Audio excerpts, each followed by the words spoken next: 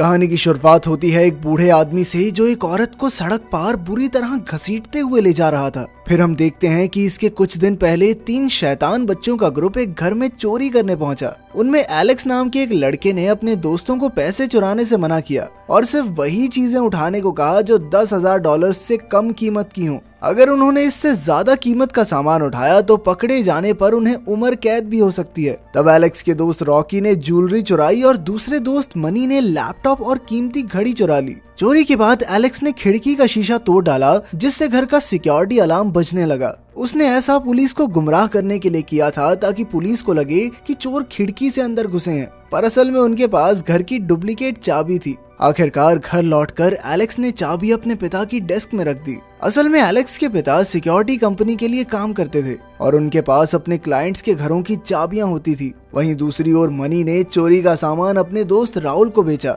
लेकिन उसे सामान की काफी कम कीमत मिली। इस पर राहुल ने कहा कि भाई तो चीजें क्यों चुराता, सीधा पैसे चुराया करना। साथ ही उसने एक बूढ़े आदमी का घर बताया जहां वो बड़ा हाथ मार सकते हैं। बाद में मनी ने इसके बारे में एलेक्स और रॉकी को बताया और कहा कि वो आदमी भी एलेक्स के पिता की सिक्योरिटी कंपनी का ही क्लाइंट है। उसके आगे पीछे भी कोई नहीं है, एकदम अकेला रहता है। फिर मनी ने बताया कि वो एक फौजी हुआ करता था और बाद में उसकी बेटी एक एक्सीडेंट में मारी गई। उसकी मौत की जिम्मेदार एक अमीर लड़की थी, तो उसके माँ बाप ने उस बूढ़े फौजी को $3 लाख देकर अपनी बेटी की जान छुड़ाई। अब वो बूढ़ा आदमी इन पैसों को कहाँ ही फूकेगा, घर पे मिलेंगे उसके पैसे। मगर फिर एलेक्स ने कहा कि वो $10,000 से ज्यादा नहीं चुरा सकते, वरना अगर पकड़े गए तो उम्र कैद की सजा हो जाएगी। और वो अपने पिता के लिए मुश्किलें भी खड़ी नहीं करना चाहता था, इसलिए उसने इस चोरी में शामिल होने से इनकार कर दिया। खैर फिर रॉकी घर पहुंची जहां वो अपनी माँ और छोटी बहन डिडी के साथ रहती थी। दरअसल उसकी माँ को ड्रग्स की बुरी आदत थी, जिससे घर की पूरी जिम्मेदारी रॉकी पर ही आ गई थी।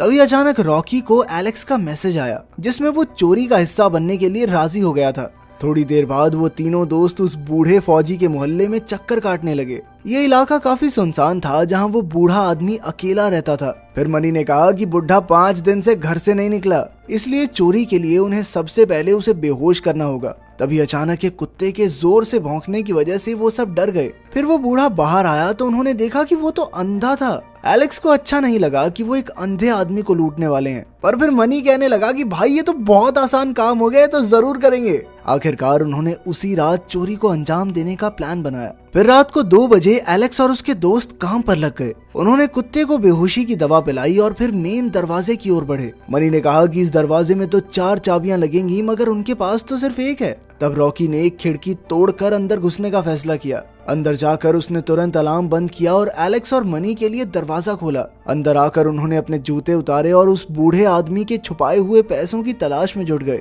जब मनी ऊपर पहुंचा तो उसने देखा कि वो बुढ़ा सो रहा था। उस आदमी का नाम नॉर्मन था। फिर मनी ने उसके कमरे में बेहोश कर देने वाली गैस की एक बोतल रख दी, मगर तभी नॉर्मन की आंख खुल गई। मनी तो वहीं पत्थर की तरह जम गया और फिर नॉर्मन ने टीवी बंद किया। फिर मनी चुपके से कमरे से बाहर आ गया। इसके बाद उन्हें एक बंद कमरा मिला तो उन्हें लगा कि सारा पैसा यहीं छुपा होगा। मनी ने हथौड़े से ताला तोड़ने की कोशिश की, मगर बिना ज्यादा शोर मचाए ताले को तोड़ना नामुमकिन था। आखिर में तो उसने अपनी बंदूक ही निकाल ली। बंदूक देखकर एलेक्स तो काफी घबरा गया, मगर मनी ने कहा कि ये बुढ़ा आदमी फौजी हुआ करता था, इसलिए वो उन सब की हिफाजत के लिए लेकर आया है। लेकिन एलेक्स ने कहा कि चोरी के दौरान बंदूक का इस्तेमाल करने से नॉर्मन को भी उन पर गोली चलाने का हक मिल जाएगा। तब एलेक्स ने कहा कि वो इस चोरी का हिस्सा नहीं बनना चाहता और वो घर से बाहर जाने लगा। जल्द ही मनी ने गोली चलाकर ताला तोड़ दिया, पर तभी नॉर्मन वहां आ गया। अब मनी ने नशे में धुत होने का नाटक किया और कहा कि वो गलती से इस घर में घुस आया, मगर फिर नॉर्मन का पैर टूटे हुए ताले पर पड़ गया और वो समझ गया कि मनी झूठ बोल रहा है। फिर मनी ने नॉर्मन पर बंदूक तानकर इधर उधर गोलियां चला दी ताकि वो आगे न बढ़े।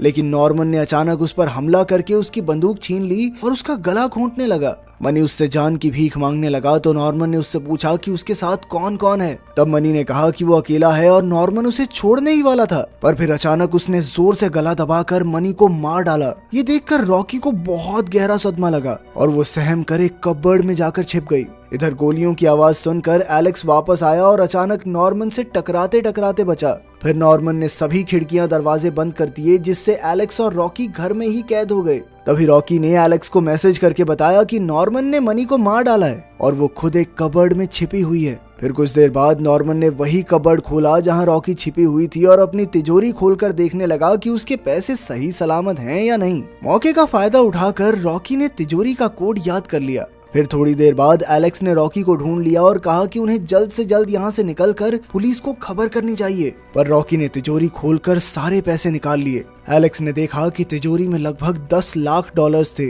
अब उन दोनों को कैसे भी करके यहाँ से बाहर निकलना था। एलेक्स ने कहा कि उन्हें नीचे तहखाने से निकलना चाहिए और जैसे ही रॉकी तहखाने की ओर बढ़ी तो अचानक नॉर्मन वहाँ आ गया। वो मनी की लाश को घसीटता हुआ ला रहा था कि अचानक उसे एलेक्स के चलने की आवाज आ गई। उसने तुरंत अपनी बंदूक निकाली जिससे एलेक्स और रॉकी बुरी तरह सहम गए। अचानक मनी का फोन बजने लगा तो नॉर्मन का ध्यान भटक गया और मौके का फायदा उठाकर एलेक्स और रॉकी तुरंत तहखाने में घुस गए। उधर नॉर्मन को किचन में उन दोनों के जूते मिल गए तो वो समझ गया कि मनी अकेला नहीं था। अब उसने फिर से अपनी तिजोरी देखी तो उसे पता चला कि सारा पैसा चोरी हो गया था। इधर एलेक्स और रॉकी तहखाने में पहुंचे तो उनके पैरों तले जमीन खिसक गई क्योंकि वहां एक जवान लड़की के हाथ पैर बांधकर उसे कैद किया गया था। उसके मुंह पर पट्टी बंधी थी और वो हाथ जोड़कर एलेक्स और रॉकी से मदद मांगने लगी। वहीं नॉर्मन को एहसास हो गया था कि एलेक्स और रॉकी कहाँ हैं क्योंकि उस लड़की की रस्सी से एक घंटी जुड़ी हुई थी जिसके बजते ही नॉर्मन समझ गया कि वो तहखाने में मौजूद हैं। खैर उस लड़की ने एलेक्स और रॉकी को एक फटा हुआ अखबार दिया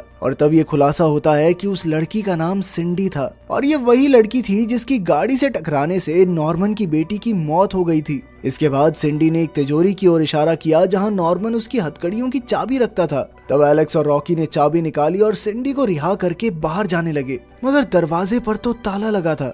एलेक्स ने अपनी चाबी से ताला खोलने की कोशिश की और जैसे ही दरवाजा खुला तो सामने नॉर्मन खड़ा था। उसने तुरंत धुआंधार गोलियां चला दी जिसमें से एक गोली एलेक्स के कान में लगी। इसके बाद नॉर्मन ने गलती से सिंडी को भी गोली मार दी और उसकी मौके पर ही मौत हो गई। जब उसे इसका एहसास हुआ तो वो दुख के मारे जमीन पर गिर गया जिससे एलेक्स और रॉकी समझ गए कि सिंडी उसके लिए काफी जरूरी थी। खैर फिर उसने बेसमेंट के दरवाजे पर ताला लगा दिया। अब एलेक्स ने रॉकी से कहा कि उन्हें तिजोरी वाली चाबी के जरिए बाहर वाले दरवाजे से निकल जाना चाहिए, लेकिन तभी अचानक नॉर्मन ने पूरे घर की लाइट्स बंद कर दी जिससे वहां पर पूरी तरह अंधेरा हो गया। उसने ऐसा इसलिए किया था ताकि एलेक्स और रॉकी भाग न सकें। पूरी तरह अंधेरा करके नॉर्मन ने उन दोनों को भी एक तरह से अपने जैसा बना दिया था। इस अंधेरे में रॉकी आगे बढ़ रही थी और वो नॉर्मन से टकराने ही वाली थी कि ऐन वक्त पर एलेक्स ने चिल्लाकर नॉर्मन का ध्यान भटका दिया। नॉर्मन ने अंधेरे में बंदूक चलाई और फिर जब एलेक्स रॉकी को ढूंढने आगे बढ़ा तो अचानक नॉर्मन ने उसे पकड़ लिया। तब एलेक्स ने पास रखे लोहे के सरिये से नॉर्मन पर हमला कर दिया जिससे वो वहीं बेहोश हो गया।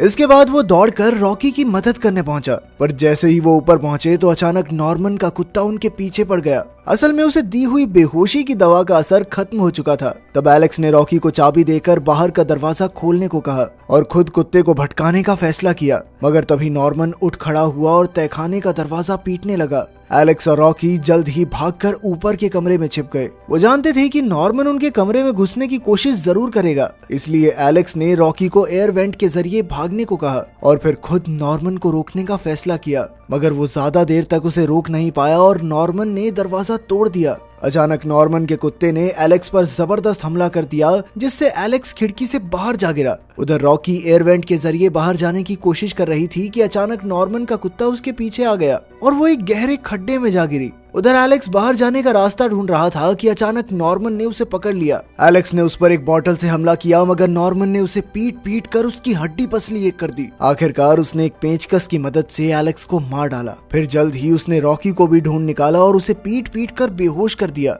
जब उसकी आंख खुली तो वो सिंडी की जगह तहखाने में कैद थी। तब नॉर्मन ने खुलासा किया कि उसने सिंडी को अगवा करके उसके अंदर अपना बच्चा डाला था, क्योंकि जो उसने नॉर्मन से छीना था, मतलब उसकी बेटी, वो तो उसे नॉर्मन को लौटाना ही होगा। फिर उसने सिंडी और उसके पेट में पल रहे बच्चे की मौत का जिम्मेदार रॉकी और उसके दोस्तों को ठहराया। इसके बाद हम देखते हैं कि एलेक्स जिंदा बच गया था, क्योंकि असल में नॉर्मन ने एलेक्स समझकर मनी की लाश पर हमला किया था। अब एलेक्स दरवाजे से बाहर निकलने की कोशिश में जुट गया और इधर नॉर्मन रॉकी को आर्टिफिशियली प्रेग्नेंट करने की तैयारी करने लगा। उसने कहा कि उसने कभी सिंडी के साथ भी जबरदस्ती नहीं की, बल्कि वो तो बच्चा पैदा होने के बाद सिंडी को भी रिहा करने ही वाला था। अब वो यही सब रॉकी के साथ करना चाहता था, लेकिन रॉकी उससे लड़ती रही। आखिरकार एलेक्स सही वक्त पर वहां पहुंचा और नॉर्मन पर हमला कर दिया। फिर उन्होंने नॉर्मन को हथकड़ियां लगाई और बाहर के दरवाजे से भागने लगे, मगर तभी अचानक नॉर्मन ने पीछे से गोली चलाकर एलेक्स को मार डाला। बेचारी रॉकी घर से बाहर भागी, पर नॉर्मन का कुत्ता उसके पीछे पड़ गया।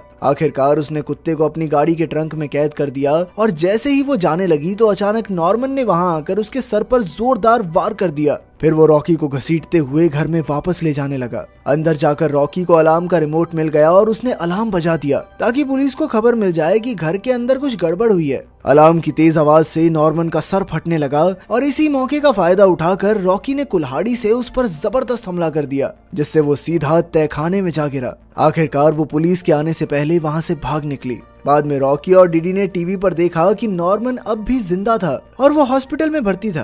पुलिस ने मौके पर पहुंचकर उसे अस्पताल में भर्ती करवा दिया था। उसने एलेक्स और मनी को मार डाला था, लेकिन उसने सिंडी, रॉकी और चोरी हुए पैसों के बारे में पुलिस को कुछ नहीं बताया। आखिरकार रॉकी ने चैन की सांस ली और अब उसके पास बहुत सारे पैसे थे कि वो अपनी बहन डिटी के साथ कहीं पर भी एक नई शुरुआत कर सकती थी। तो आपके हिसाब से नॉर्मन ने गलत किया या अपने घर में